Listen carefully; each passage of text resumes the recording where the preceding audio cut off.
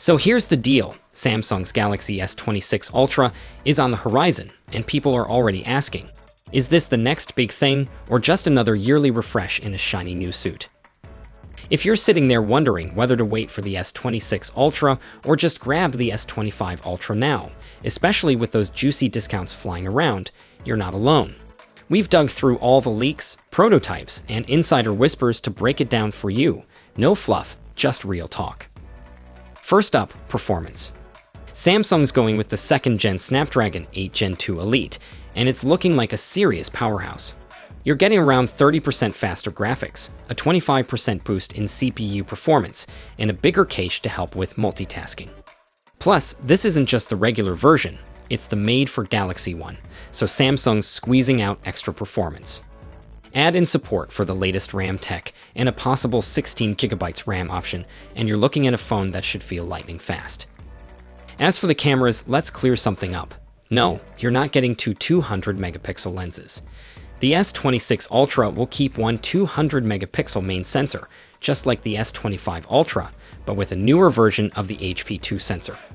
It's got improved pixels and a better lens, so expect a slight bump in quality, not a massive jump. The real upgrade might be in the telephoto department. Samsung could replace the old 10-megapixel 3x zoom with a sharper 50-megapixel lens, and they're testing out different zoom levels like 3.5x and 8x. If that sticks, you'll see a clear difference when zooming in. There were rumors floating around about Samsung ditching the built-in S Pen, but no need to panic just yet. The S26 Ultra is still keeping it, complete with Bluetooth. That change might be coming later, maybe with the S27 Ultra, but for now, stylus fans are safe. Now, battery life is where things get a little uncertain. Some early prototypes have a 5500 mAh battery, which would be a nice step up. But Samsung might still stick with the usual 5000 mAh and focus on making the display more power efficient.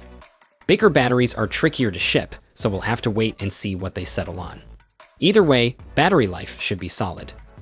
Design-wise, don't expect a big visual overhaul. At first glance, the S26 Ultra looks almost exactly like the S25 Ultra. But if you compare them side by side, the bezels are just a bit thinner and the frame's slightly more refined. It's a subtle difference, not a flashy redesign. So here's the bottom line. If you can snag an S25 Ultra on a discount right now, you're still getting an amazing device. The S26 Ultra definitely brings improvements, but they're mostly behind the scenes. Unless you're all about having the newest of the new, the S25 Ultra might be the smarter buy at this moment. Still, the S26 Ultra isn't a letdown. Samsung is clearly refining its formula, tightening up performance, camera quality, and overall efficiency. It may not be a revolution, but it's definitely a strong evolution. If you're hyped about performance, upgraded zoom, or just want to ride the wave of next-gen Android, the S26 Ultra will be worth it.